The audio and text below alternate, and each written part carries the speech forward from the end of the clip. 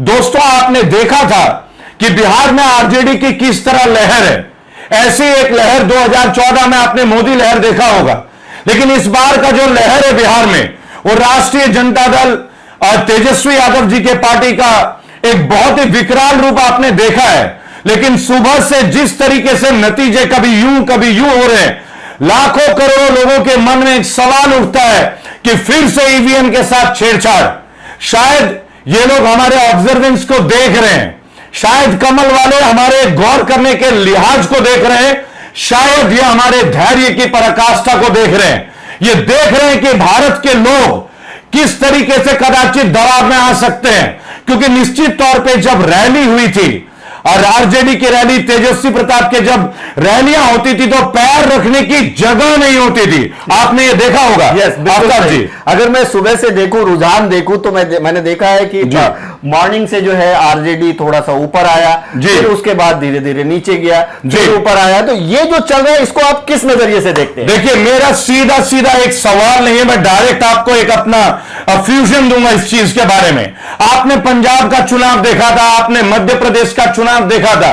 ये लोग इस बात को ऑब्जर्व करते हैं, इन्होंने पंजाब को नहीं छेड़ा क्योंकि इनको मालूम था कि पंजाब में सिख है और सिख कम्युनिटी सड़कों पे आ जाएगी अगर नाइंसाफी हुई तो। हम सिखों के इस बलिदान के लिए, उनके त्याग के लिए शुरू से सैल्यूट करते रहे, और यही हाल बिहार में। बिहार हमेशा परिवर्तन का आगाज रहा है।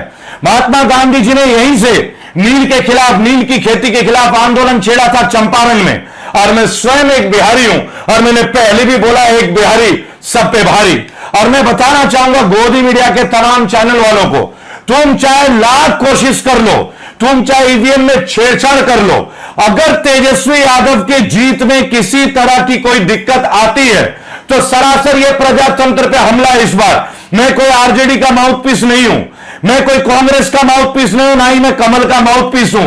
As a journalist, as a activist, ये मेरा कर्तव्य है कि लोगों को बताना। आप तमाम चैनलों में देख रहे हैं, आप जी टीवी में भी देखते हैं, आप इंडिया टीवी में देखते हैं, आप एनडीटीवी में आफ्ताब भाई देख रहे हैं कि तेजस्वी यादव में इतनी भीड़ है कि खुद तेजस्वी यादव का हाथ जोड़ के बोलना पड़ रहा है कि आप आराम से खड़े रहिए, आप अपना डिसिप्लिन मत तोड़िए, कोई भी अलग तरह का व्यवहार ना दिखाए। लेकिन नीतीश जी के, मोदी जी के रैली में भी भीड़ नदारद थी। ये बात मैं नहीं बोलता हूं, ये बात मीडिया शो कर रही है, ये बात वीडियो शो कर रही है। लाइव टीवी के कितने ही चैनलों में दिखाया गया कि नीतीश कुमार के रैली में भीड़ नहीं है। और भाई और बहनों, आपको याद होगा नीतीश कुमार जी ने बोला था हम एनआरसी नहीं आने देंगे, अगर आपको याद हो। बिल्कुल। लेकिन अभी बिहार के रैली में उत्तर प्रदेश के माननीय मुख्यमंत्री श्री योगी आदित्यनाथ ने कहा कि हम एनआरसी को जरूर लागू करेंगे। यस। एक ही पार्टी के गठबंधन के दो लोगों के दो वर्जन। क्या यह साबित नहीं करता?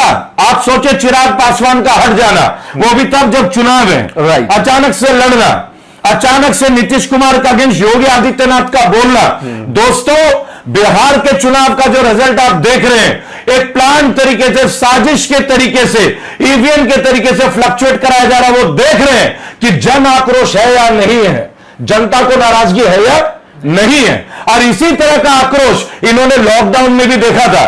प्राप्त जानकारी के अनुसार बहुत सारे लोग मन में यह संशय पाल रहे हैं कि जैसे ये चुनाव का रिजल्ट आएगा, शायद दिसंबर में ये पुनः लॉकडाउन करेंगे।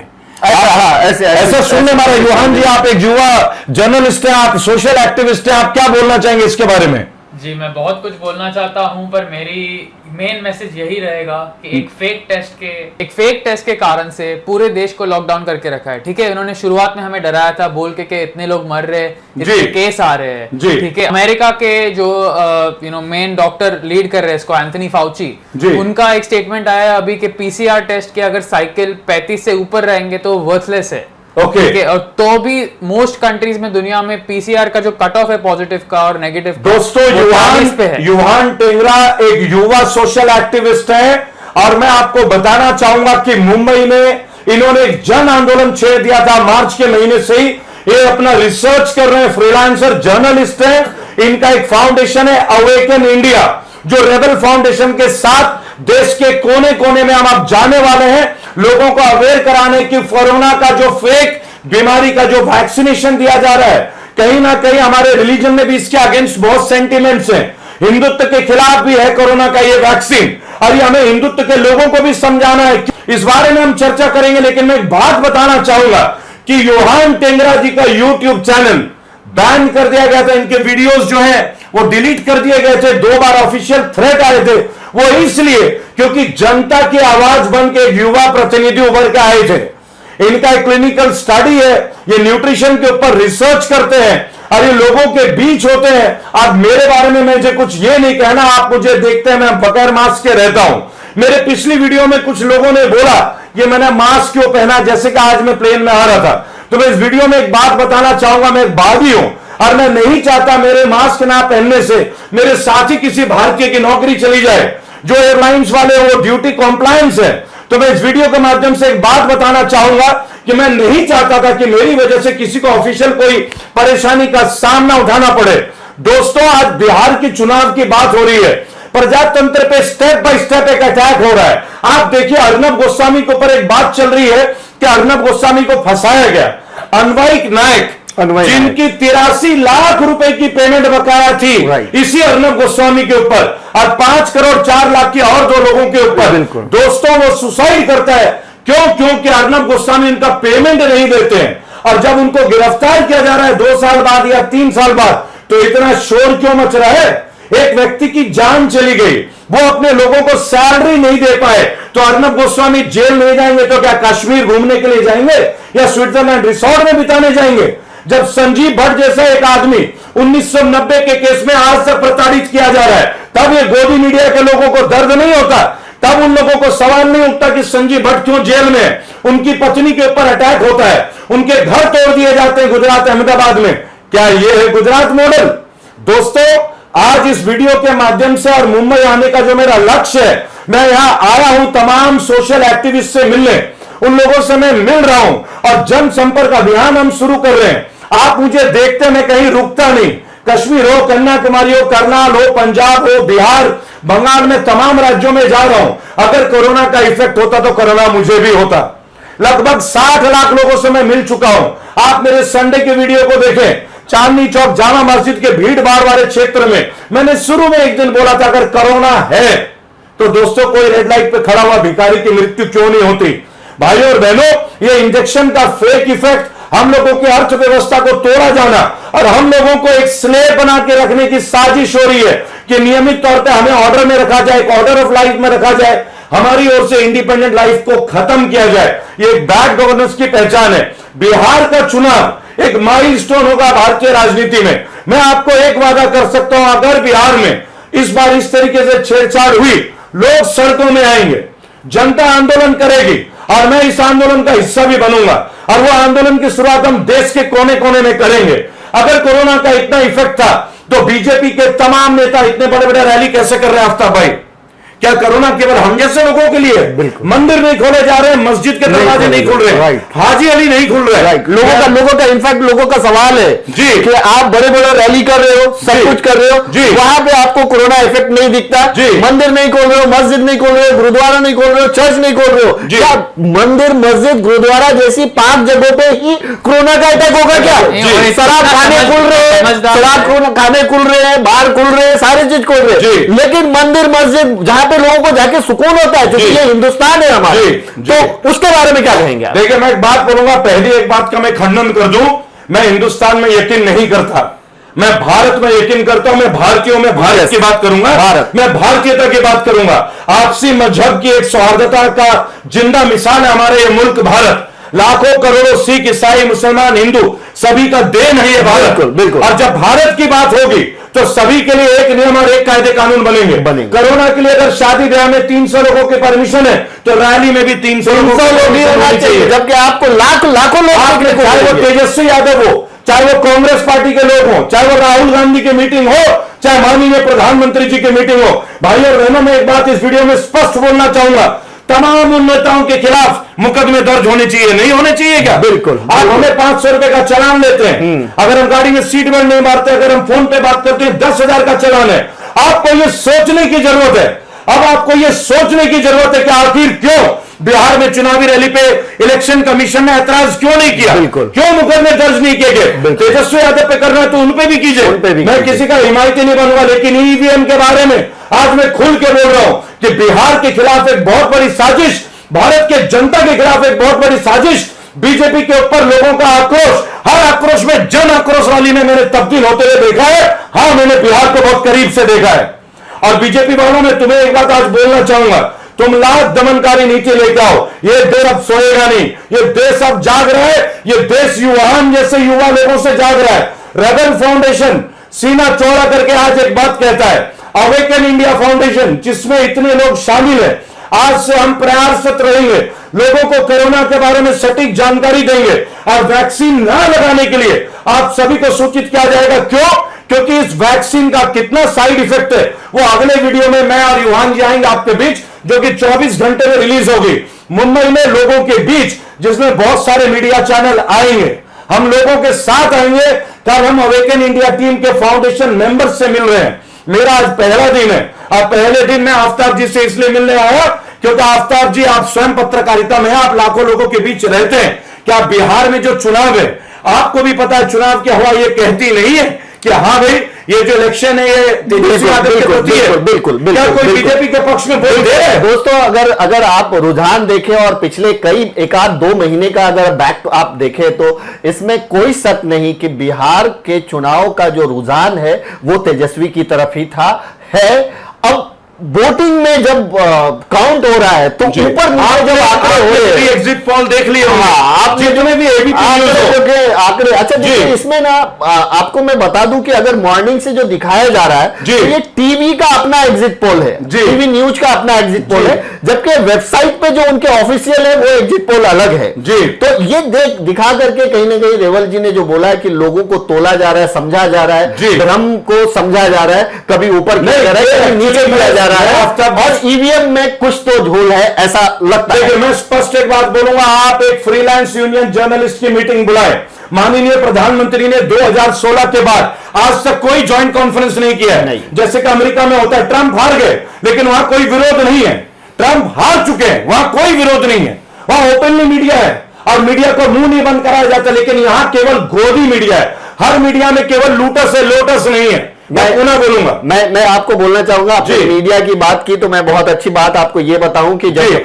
ट्रंप का जो एक प्रेस कॉन्फ्रेंस चल रहा था उसमें वो कुछ बोल रहे थे तो वो बहुत ज्यादा ऐसा लग रहा था कि झूठ बोल रहे हैं। वहां की मीडिया ने वो दिखाना बंद कर दिया और ये कहा कि हम इसे नहीं दिखा सकते, देखिए ये फेक है। दूसरा आपने अभी अर्नब गोस्वामी की बात की, देखिए आप भी बहुत कड़वा बोलते हो, लेकिन आपको मैंने कभी ये नहीं बोलते देखा कि ए मोदी तू क्या कर रहा है, ए उद्धव तू क्या कर रहा है, एसीपी तू क्या कर रहा है, रणबीर सिंह, ऐसा नहीं देखा मैं, एक रेवल भी नहीं। दूसरी बात, अगर जर्नलिस्ट की बात करें तो ऐसा नहीं लगता कि अर्नब गोस्वामी की जर्नलिज्म ऐसा हिटलर शाही जैसी लग रही थी, वो किसी को भी मतलब फैसला सुनाने जैसा बात कर रहे थे। लाइन इसका जवाब दे देता हूं। पहली बात, हमारे देश के प्रधानमंत्री माननीय है, हमारे देश के सभी सांसद और एमपी एमएलए माननीय है, लेकिन जब व्यक्ति विशेष की बात होगी तो उनके कार्य का चर्चा होगा, जब नेता की बात आएगी तो उनके संसदीय क्षेत्र की बात होगी, उनके पोशाक और गाड़ी की बात नहीं होगी। देश अभी विषम परिस्थितियों में गुजर रहा है, वित्तीय अर्थव्यवस्था से गुजर रहा है। ये वक्त नहीं है जब 8,000 करोड़ का प्लेन खरीदो, ये वक्त नहीं है जब इनोवा क्रिस्टा खरीदी एमएलए के लिए, ये वक्त नहीं है कि अब नेताओं को पेंशन दिया जाए। जब फौजी की पेंशन कट सकती है तो नेताओं की पेंशन भी करनी चाहिए। बिल्कुल आपको सोचना होगा, आपने गवर्नमेंट टीचर्स का पेंशन खत्म कर दिया, आपने सरकारी नौकरियों का पेंशन खत्म कर दी, तो फिर ऐसी क्या बात है जो सांसद की आपने खत्म नहीं करी? जब आप ऐसा नहीं करते हो तब आपकी ईमानदारी पे प्रश्न उठते हैं। और as a journalist, as a social activist and as a Indian और एज ए सच्चे भारतीय होने के नाते ये मेरा फ्रीडम ऑफ स्पीच, अगर मुझे कुछ गलत दिखता है मैं गलत बात को उठाऊंगा, लेकिन तहजीब से। मैंने हमेशा बोला है, हमारे देश में तहजीब और तमीज, संस्कार और शिक्षा, ये दोनों पैरेलल चलते हैं। मैं ऐसे कई लोगों से मिला, मैंने ऐसे कई लोगों से बात की थी, उन्होंने ये कहा कि जो जर्नलिज्म में अर्नब की देख रहा हूं वो मैंने सदियों से नहीं देखा कि इस तरह की भाषा का उपयोग, इस तरह का जो अटैक करना जैसे होता है। जब आप किसी को स्टूडियो में बुलाते हैं तो आप ये नहीं बोलते this is my show, this is my show. अगर ये आपका शो है तो आप ही बात कर लो भाई, आप ही बात करो, क्यों बुलाते हो? बेइज्जत करना होता है। और इसका मतलब एक है कि आप लोगों को यह दिखाना चाहते हैं कि मैं अपने शो में किसी को भी बुला के गलिया दूंगा, बदतमीजी कर दूंगा, and if that is how you say journalism in, then it's a dirty shit and nothing else. It's a dirty shit, because journalism, पत्रकारिता कभी बायस नहीं हो सकती। मैंने कांग्रेस को कभी सपोर्ट नहीं किया। मैंने अपनी पिछली वीडियो में राहुल गांधी से एक बात पूछा कि जब राजस्थान में बलात्कार होता है तब आपके होश उड़ जाते हैं क्या? जब पंजाब में बलात्कार हो जाते हैं मुंह में सेलो टेप लगा लेते हैं क्या? तो केवल बीजेपी की बात नहीं है, लेकिन अभी केंद्र में जो सरकार है, गवर्नमेंट की पॉलिसीज केंद्रीय सरकार बनाती है, राज्य सरकार नहीं बनाती, और वो सभी राज्यों पर लागू होती है। कोरोना एक्ट किसने लगाया? राज्य सरकारों ने नहीं लगाया। मास्क किसने कंपलसरी किया? केंद्र ने मॉल खुलवा दिए, मार्केट खुलवा दिए, बराबर। आप मंदिर मस्जिद क्यों नहीं खुलवाते भाई? ऑर्डर पास कीजिए। लोगों की आस्था से जुड़ा आपने 300 लोगों की परमिशन दी है किसी भी शादी ब्याह के लिए। अपने शादी में तो हम 300 लोग बुलाएं, आप अपने रैली में 1 लाख बुलाओ। दोस्तों, बिहार के चुनाव में हम लोगों के टेम्परामेंट की टेस्ट ली जा रही है। यह देखा जा रहा है कि कोने कोने में लोग विद्रोह कर रहे हैं नहीं। अगर लोग विद्रोह करेंगे तो जिता देंगे तेजस्वी जी को, अगर नहीं करेंगे तो दबा दिया जाएगा। यह हाल हर राज्य में हुआ है। आप मध्य प्रदेश को देखिए, कमलनाथ जी अपना सरकार चुरा रहे थे, आराम से उसको गिरा दिया। राजस्थान में गिराने की पूरी कोशिश की गई गहलोत सरकार को, और आपने कर्नाटक सरकार को भी देख लिया किस तरह से गिराया गया। गोवा भी आपने देखा, गोवा को कैसा गिराया गया। इस देश में संविधान को गिराया जा रहा है, इस देश में प्रजातंत्र गिराया जा रहा है। तेजस्वी यादव, उन्होंने बोला था मैं 10 लाख नौकरी दूंगा, तो नीतीश जी कहते हैं कि कहां से देंगे? सरकारी नौकरी तो 4 लाख की बचे हैं। तो फिर आप बीजेपी से पूछिए वो 19 लाख नौकरी कहां से देंगे। अरे भाई, अपने बड़े भाई से पूछिए, बड़का झूठा पार्टी से। भाई तेजस्वी तो झूठ बोल रहे हैं, वो तो 10 लाख नौकरी देगा, लेकिन बड़का झूठा पार्टी यानी आप वो 19 लाख कहां से पैदा करेगी? कितने इंडस्ट्री लगा दी आपने बिहार में, कितने नए यूनिवर्सिटी लगा दिया आपने बिहार में, कितने नए कॉलेज बना दिए? बताइए ना। आरटीआई का जवाब तक नहीं देते आप लोग क्या पत्रकारिता की बात करेंगे? देश बिहार के साथ खड़ा है। बिहार को चाहिए आजादी, बिहार को चाहिए मुक्ति, और ये आजादी और मुक्ति हम लेकर रहेंगे। जय हिंद, जय भारत। ये हैं रेवल सदानंद पति, और इनसे हमारी जो मुलाकात हुई है वो फ़ोन पे मुलाकात मई महीने यानी मई 2020 में हुई है। इनका एक वीडियो वायरल हुआ था जो मुझे बहुत अच्छा लगा था। वो निर्मला सीतारमण जी के बारे में था, और उन्होंने कुछ ऐसी बातें ही की थी कि जिस पे रेवल सदानंद पति ने अपने कुछ शब्द क्वेश्चंस खड़ा किया था उन्होंने, और उस क्वेश्चंस को हमने हमारे चैनल पे भी डाला था, जिसको करीबन आज तक 2 करोड़ के आसपास व्यू है, 5 लाख के ऊपर उसको शेयर है। तो ये रेवल सदानंद पति से हमारी मुलाकात एक तरह से आप कहें तो आपके उस वीडियो की वजह से, फ़ोन की वजह से हुई थी, लेकिन उसके बाद इनसे हमारी बातचीत हुई थी और इन्होंने ये जरूर कहा था कि वो बहुत जल्द मुंबई आएंगे। मुझे नहीं पता था कि वो इतनी जल्दी आ जाएंगे। आज अचानक इनका फोन आया, आज यानी 10 नवंबर इनका फोन आता है करीबन 12-1 बजे के आसपास, और बोलते हैं मैं मुंबई में हूं और आपको मिलना चाहता हूं। ये मेरे लिए बहुत ही सौभाग्य की बात है कि वो रेवल सदानंद पति जो हर किसी के लिए आवाज उठाते हैं, कई स्टेट में जा चुके हैं और बड़ी ही बुलंद आवाज उठाते हैं, वो खास मुंबई आए और मुंबई में आने के बाद उन्होंने मुझसे मुलाकात करने की बात की। मुझे रियली बहुत अच्छा लग रहा है। और रेवल जी, मैं आपको दिल से नमन करता हूं कि आप वो शख्स हो, आप वो सच्चे शख्स हो जो याद रखते हो। आप हमेशा ये कहते हो कि एक वीडियो जब वायरल हुआ था तो आपके प्लेटफॉर्म पे वो बहुत ज्यादा वायरल हुआ था, तो वो सुन के मुझे बहुत अच्छा लगता है। तो ये रेवल सदानंद पति है और ये यूहान है, ये यहाँ पे एकदम आपको यंग दिख रहे हैं, और ये जो है कहीं ना कहीं कोरोना से संबंधित जो बातें हैं, अलग अलग चीजें हैं, उसको ये उठाते रहते हैं। कई बार इन्होंने उठाया, कई बार इनको बहुत कठिनाइयों का भी सामना करना पड़ा। ये कहीं पे इकट्ठा होते हैं तो पुलिस आ जाती है, ये आ जाता है, बहुत सारी परेशानियों को देखता हुआ। और पॉलिटिकल रैली में नहीं, ये 10-20 लोग खड़े होते हैं तो इनको बोलते हैं मास्क लगाओ, ये करो। आप करोड़ों लाखों लोगों को देखोगे कि बिना मास्क के रहते हैं, उसको कुछ नहीं, लेकिन इनको वो किया जा रहा है। रेवल सदानंद पति कहीं ना कहीं योहान जी से मुंबई मिले और योहान जी को लेकर के यहां पे आए। रेवल जी, मैं आपके काम को सराहता हूं, मैं हमेशा आपके वीडियोस को देखता हूं, बहुत ही अच्छे वीडियोस, बहुत ही अच्छी टॉपिक आप उठाते हो। और आपने ये जो सवाल आज बिहार के बारे में उठाया है कि बिहार का रुख कुछ और है और अगर कुछ और हो जाता है तो सवाल तो खड़ा होता है। और इस सवाल को पूरी बिहार की जनता कहीं ना कहीं सड़कों पे निकल करके सरकार से जरूर पूछेगी और उसके साथ रेवल सदानंद पति जरूर खड़े रहेंगे। तो दोस्तों, मैं एक बार फिर से रेवल सदानंद पति का ऑनलाइन मतलब कैमरे पे शुक्रिया अदा करता हूं कि उन्होंने मुझे याद रखा, वो यहां आए, हमसे मिलने के लिए आए और हमसे कुछ बातें शेयर की। करता हूं आफ्ताब जी हमारे बड़े भाई हैं और मेरी तरह युवा सोशल एक्टिविस्ट को इन्होंने एक बहुत अच्छा प्लेटफॉर्म दिया था। मैं तकरीबन कई सारे चैनल में होता हूं, लेकिन उन चैनलों तक पहुंचने का जो जरिया बना था वो बड़े भाई आफ्ताब जी ने मुझे दिया। इस बात के लिए मैं इनका कृतज्ञ हूं। और एक सच्चे भारतीय होने के नाते कृतज्ञता वो हमारे ब्लड में होती है, हमारी मिट्टी में होती है। और इस वीडियो में मैं एक बात अवश्य बोलूंगा जो मैंने भाई साहब से सीखा, और भाई साहब जैसे बहुत सारे लोग हैं जो मुझे प्रेरित करते हैं अपने जीवन में। देखिए, देश की एकता कैसे होती है। मैं रेवल सदानंद पति, एक ब्राह्मण, आफ्ताब भाई एक इस्लामिक समुदाय से, और मेरे साथ योहान भाई एक पारसी समुदाय से, और मेरे पीछे जो मेरे दोस्त बैठे हैं ये भी हिंदू समाज से। देश कैसे बनता है? देश बनता है सामंजस्य से, प्यार से। देश बनता है इबादत से, पूजा से। और मैंने उस दिन एक बात बताया था कि उंगलियां ना उठाई जाए, उंगलियां ना मेरी पूजा पे उठाई जाए, उंगलियां ना इनके इबादत पे उठाया जाए। मेरी पूजा पे कोई उंगली उठाएगा तो उसके लिए भी मैं रेबल हूं, और मेरे इबादत के लिए कोई उंगली उठाएगा उसके लिए भी मैं रेबल हूं। पहली बात, हमारा देश एक बहुत ही गंदे दौर से गुजर रहा है। बीमारी नहीं है, यहां दिन में एक बीमारी फैलाई जा रही है, वो भी इंटरनेट के द्वारा, व्हाट्सएप में मैसेजेस के द्वारा लोगों में आपस में लड़ाया जा रहा है। जो लोग हैं कभी लव जिहाद के नाम से, कभी कुछ और के नाम से। दोस्तों, हर एक के बच्चे होते हैं, हर एक के बेटा होते हैं, हर एक की बेटी होती है। आप ये बात समझें कि सभी के परिवार होते हैं, और परिवार की तरह देश भी हमारे लिए एक परिवार है।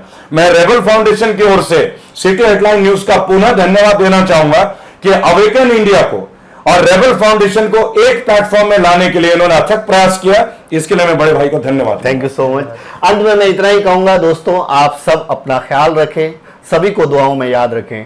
Thank you so much.